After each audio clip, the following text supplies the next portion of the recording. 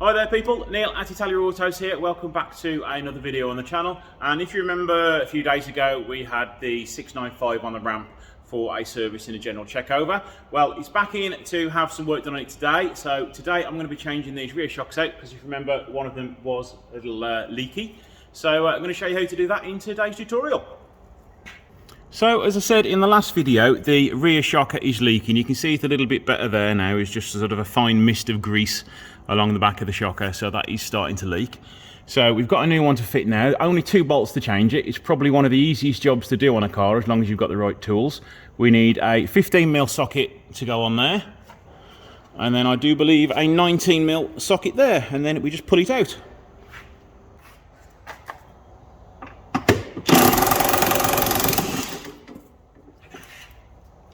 One bolt removed.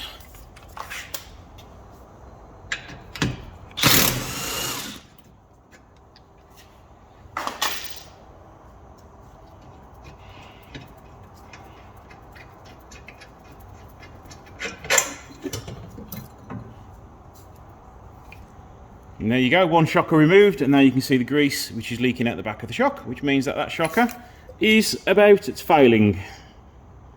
So yeah, this shocker is well and truly gone, so I'm going to push it in now, and it should rebound by itself, and it's barely moving at all, so 110% that shocker was due for replacement. And I'll just show you on the brand new one. Let's just compress it a little bit, and you'll see it come straight back out again. So that's what it should be like. Right, refit it, make sure you're putting the shocker the right way up, which is this way. So now for the top bolt, you've got 2 options. You can either use a jack just to raise it up slightly, but I just push it up with my fingers because they're not that difficult to do. A few turns in before you take any weight off. And when doing any suspension components back up, always use hand tools rather than electric tools.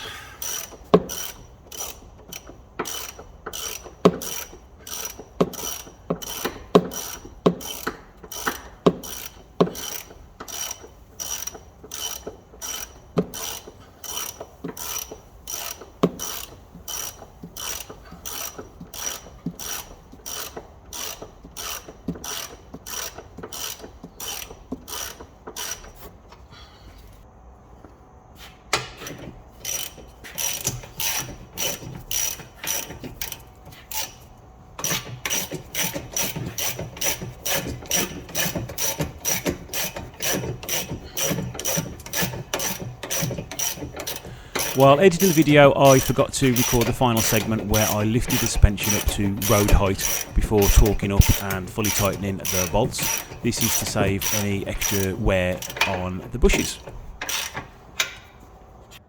And there we go guys, that's how you change the rear shockers on a Abarth. Thank you for watching. Don't forget to subscribe because there's going to be a lot more Abarth videos coming. If you've got any questions, please comment on the link below, and don't forget to like the video. Thanks for watching, see you again.